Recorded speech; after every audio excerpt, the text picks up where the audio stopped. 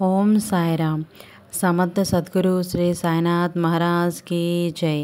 సాయి భక్తులందరికీ కూడా నా నమస్కారం అండి. అందరూ ఎలా ఉన్నారు? ఆ సాయినాథుని కృపా కటాక్షాలు మనందరిపై ఉండాలని మనస్ఫూర్తిగా కోరుకుంటున్నాను. అందరూ కూడా వీడియోలోకి వెళ్ళే ముందు ఇంకా ఎవరైనా సబ్స్క్రైబ్ చేయనట్లయితే వెంటనే సబ్స్క్రైబ్ చేయండి. పక్కనే ఉన్న బెల్ ఐకాన్ని క్లిక్ చేయండి. అమ్మకి ప్రాణభిక్ష పెట్టిన బాబా. ఒక భక్తురాలి కథ విందాం రండి.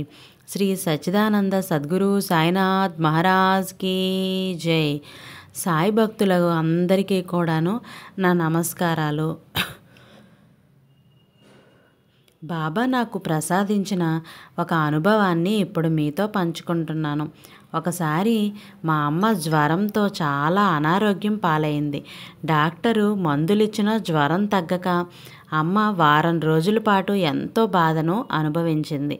ఇక అమ్మ మాకు దక్కదు అనుకున్నాము. ఆ స్థితిలో అమ్మను మరొకసారి డాక్టర్ దగ్గరకు తీసుకొని వెళ్తే అమ్మను హాస్పిటల్లో అడ్మిట్ చేయమన్నారు. అప్పుడు నేను మనసులో, బాబా మా అమ్మకు జ్వరం తగ్గి తను హాస్పిటల్ నుండి ఆరోగ్యంగా ఇంటికి వస్తే నేను ఈ అనుభవాన్ని మరికొందరి సాయి భక్తులతో పంచుకుంటాను అని సాయిబాబాని వేడుకున్నాను. బాబా దయచూపారు. మరుసటి రోజే అమ్మకి జ్వరం తగ్గి ఇంటికి వచ్చింది. ధన్యవాదాలు బాబా. నేను ఎప్పుడూ ఇలాగే భక్తి మార్గంలో ఉండేలా అనుగ్రహించండి తండ్రి. ఓం శ్రీ సాయినాథాయ నమః. మరొకరి సాయి భక్తుని కథ చూద్దాం రండి. షిరిడీలో పొందిన అనుభూతి. నా పేరు వింధ్య. ముందుగా సాయినాథునికి శిరస్సు వంచి నమస్కరిస్తున్నాను. బాబా నాకు గురువు మాత్రమే కాదు, నాకన్నీ ఆ తండ్రే. 2024 చాలా ఒడిదుడుకుల మధ్య నా జీవితం సాగింది. కష్టాలు బాధలు ఎక్కువగా ఉన్నప్పటికీ నేను బాబాపై నమ్మకంతో ఆయన మీద భారమేసి ముందుకు సాగుతున్నాను. ఎందుకంటే బాబా ఎన్నటికీ నా చేయి విడిచిపెట్టారని నాకు తెలుసు.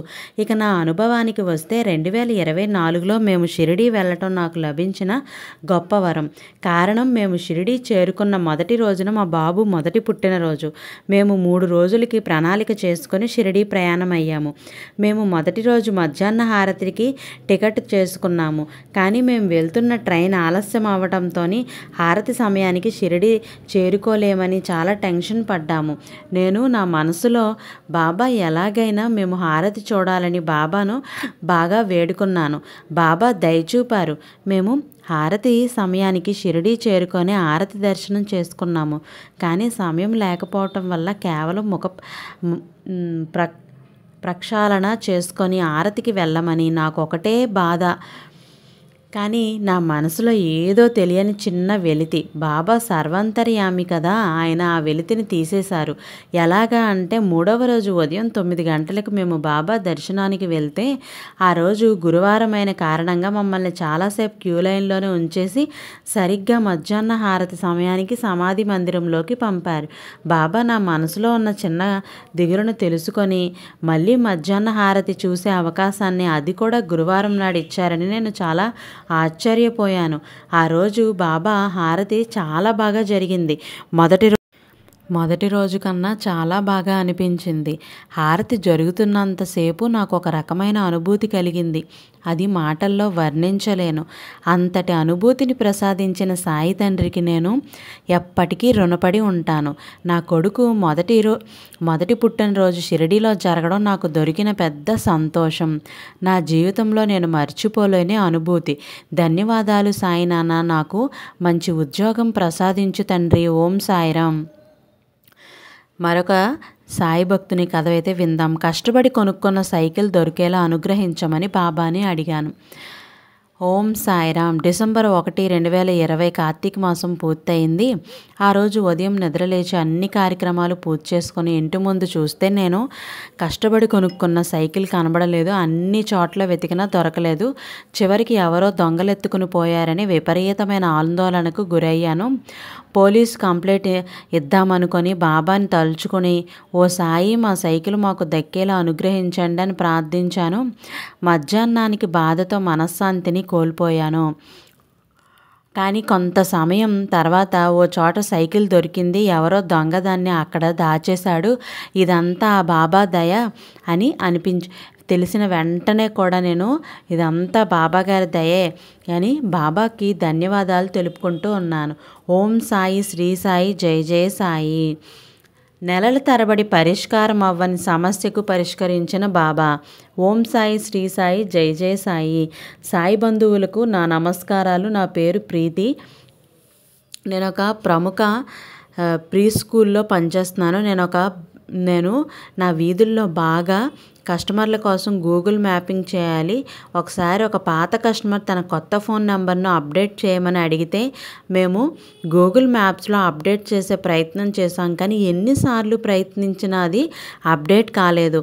అలా నెలలు గడిచినా కూడా ఆలస్యానికి కస్టమరు నుండి మేము సమస్యలు ఎదుర్కోవాల్సి వస్తూ ఉండేది. ఇక అప్పుడు నేను బాబా దయచేసి ఈ సమస్యను పరిష్కరించండి అని బాబాను ప్రార్థించాను.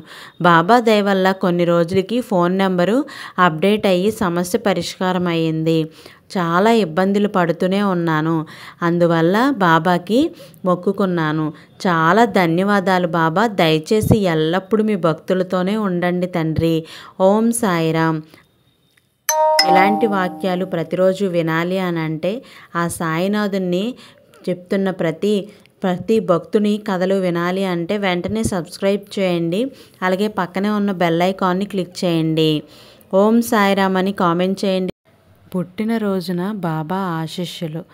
ఒక సాయి భక్తుని కథ విందాం రండి. సాయి భక్తులందరికీ కూడా నా నమస్కారం అండి. మాది రాజమండ్రి. నేను నా బిడ్డ ప్రతిరోజు కూడా భక్తుల అనుభవాలను చదువుతూ వింటూ ఉంటాము. ఈ కారణంగా నేను నిత్యం బాబాకు మరింత చేరువగా ఉంటున్నాను. 2024లో నా పుట్టినరోజు నాడు బాబా నాకు అందించిన ఆశీర్వాదం ఎంతో అమూల్యమైనది.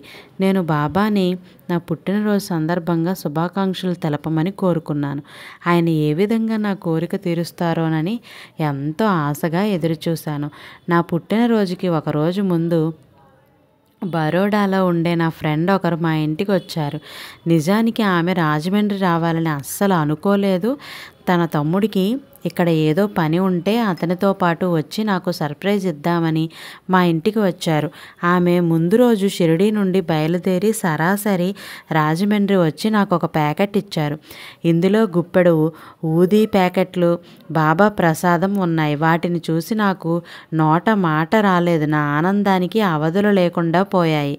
బాబా ఈ విధంగా నన్ను ఆశీర్వదిస్తారని నేను అస్సలు ఊహించలేదు.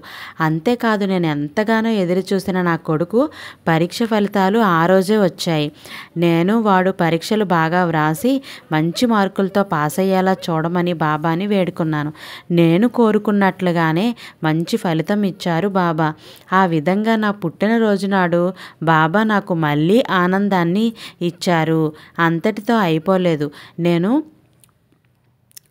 ఎప్పుడూ కూడాను ఇంగ్లీష్ బ్లాగ్లో కూడా చదువుతూ ఉంటాను. నా పుట్టినరోజు మర్నాడు సాయి ఇన్స్టా పేజీలో Saibaba's love made my birthday unforgettable, filling my heart with joy and gratitude. Saibaba ప్రేమ నా పుట్టినరోజును మరిచిపోలేనిదిగా చేసింది. నా హృదయాన్ని ఆనందం అంతా ఇంత కాదు. ఆ పోస్ట్ వల్ల నా పుట్టినరోజు రాత్రే పెట్టారు వాళ్ళు. ఆ విధంగా నేను కొనుక్కున్నట్లుగా బాబా నేరుగా నా శుభాకాంక్షలు చెప్పారు. Thank you Baba, thank you so much. Baba ప్రతినిత్యం నాకు ఇలాంటి అనుభవాలు ఎన్నో ఇస్తూ ఉంటారు. నా జీవితంలో ఒక్క క్షణం కూడా బాబా తలుపు లేకుండా గడవదు. నేను గడపలేను కూడాను. నా సాయి తండ్రి నా చేయి ఎప్పుడూ పట్టుకొని నడిపిస్తున్నారు. నేనే వారు చెప్పిన మాట వినకుండా అప్పుడప్పుడు తప్పుటడుగు వేస్తూ ఉంటాను. కానీ ఎంతో ప్రేమతో వారు నన్ను క్షమించి నాకు దారి చూపిస్తూ ఉంటారు. అందరికీ నాది ఒకటే మనవి. బాబా చెప్పినట్లు మనం శ్రద్ధ, సబూరి అనే 2 నాణాలు వారికి సమర్పించి వారు చూపిన దారిలో నడిస్తే మనకి ఏ కష్టము రాదు. సాయి తండ్రి ఎల్లవేళలా మనల్ని కంటికి రెప్పలా కాపాడుతారు. ఓం సాయిరాం. ఓం సాయి రక్షక శరణం దేవా. సాయి భక్తులందరికీ కూడా నా నమస్కారం అండి. ప్రతి ఒక్కరూ కూడాను ఈ వీడియో మీకు నచ్చినట్లయితే లైక్, షేర్, సబ్స్క్రైబ్ చేసి మరికొందరు సాయి భక్తులకి ఈ వీడియోని చేరవేస్తారని మనస్ఫూర్తిగా కోరుకుంటున్నాను. ప్రతి ఒక్కరూ కూడా ఓం సాయిరామ్ అని కామెంట్ చేయండి. కొత్తగా వచ్చిన ప్రతి ఒక్కరూ కూడాను ఓం సాయి రక్షక శరణం దేవా అని కామెంట్ చేయండి. రేపటి సాయి వాక్కుతో మళ్ళీ కలుద్దాం. సర్వే జన సుఖినో భవంతు. Thank you for watching.